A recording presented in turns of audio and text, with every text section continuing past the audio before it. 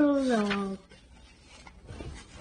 Far away, as north as any man, woman, or child had ever been, once stood the enchanted forest. This beautiful forest was protected by the spirits of air, fire, water, and earth. Among all this beauty dwelt a mysterious people called the Northuldra. They were nomads who lived off the land and followed their reindeer herds wherever they roamed. Because the Northuldra were in harmony with nature, it was thought they were magical. One day, ships arrived at the entrance to the field south of the enchanted forest. Wooden ships full of people who were determined to create a home for themselves near the water.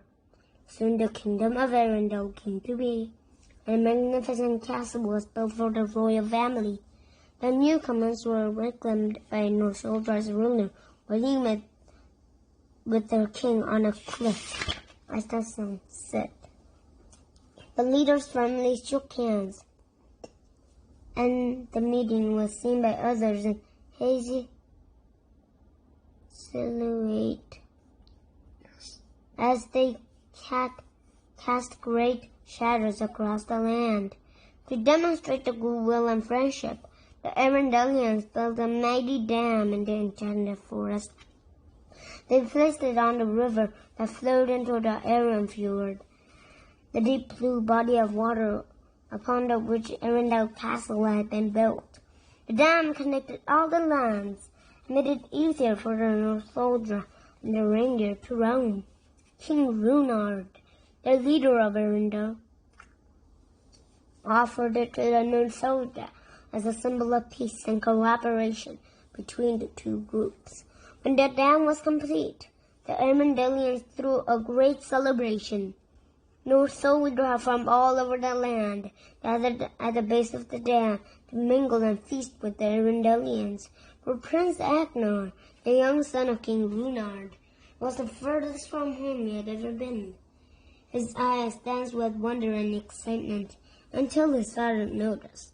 King Runard flicked Agnar under the chin and gave him a look that the prince knew better than to challenge. He directed his son to stand straight and proud to be regal.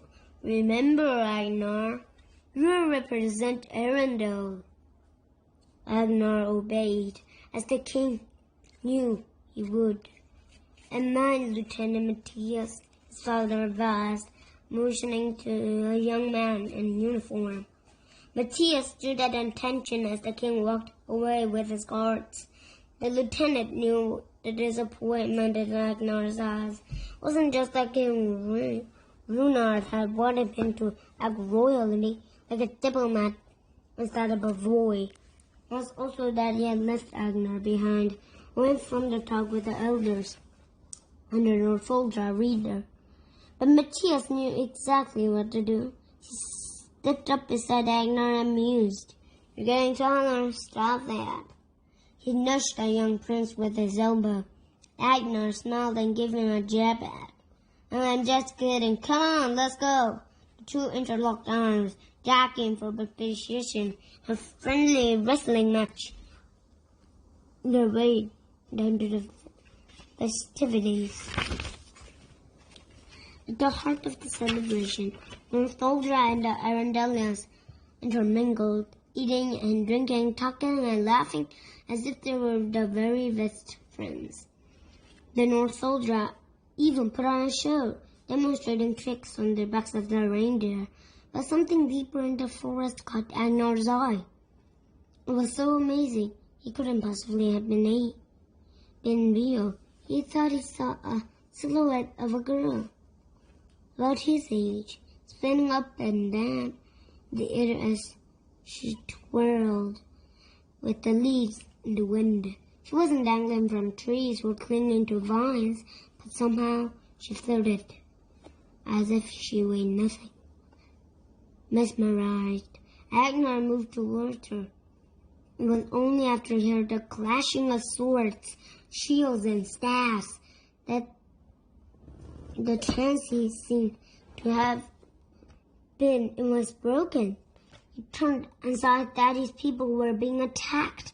The charm and magic of the Northuldra had only been untricked. Agnar gave the girl one last look, not wanting to believe that the fighting was real, but she was stunned, as if she had never been there at all. The whoosh of an arrow passing Agnar's head froze him in his path. He had never been that close to danger before. "Get behind me," Matthias said, and pulled Agnar out of the way just before another arrow zipped by right where his head had been. Agnar was dazed and could only watch the brutal battle rage before them. Arrows flying and shields defending. He froze when he saw his father, sword in hand, facing the Northuldra leader. Matthias held tight to Agnar as the prince yelled for his father. As he wanted to do was help him. The prince was able to free himself, but only after the king and the Northuldra leader had plunged over the edge of a cliff. "Father!" Agnar roared like a soldier of old, and rushed through the battle to get to the cliff's edge and search for his father. But fire erupted before him, and the flames hit and heat pushed him back. A massive blast shot across the forest like a shock wave. The Northuldra and Arundelian soldiers ran for their lives as the water crashed into the dam with a sound like thunder. The wind began to rage violently, while boulders fell from the sky like bombs. One landed at Agnar's feet, and the force of the impact tossed him through the air. When he hit the ground, his head slammed against a rock. As he began to lose consciousness, and his vision faded, he noticed sadly that the lush beauty of the forest had been destroyed.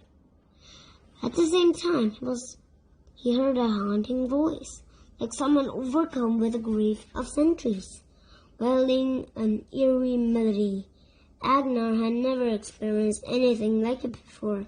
The Northuldra had mentioned that the dam was inhabited by the spirits of the people who had built it. Is that voice a spirit? Is it angry? Agnar asked himself.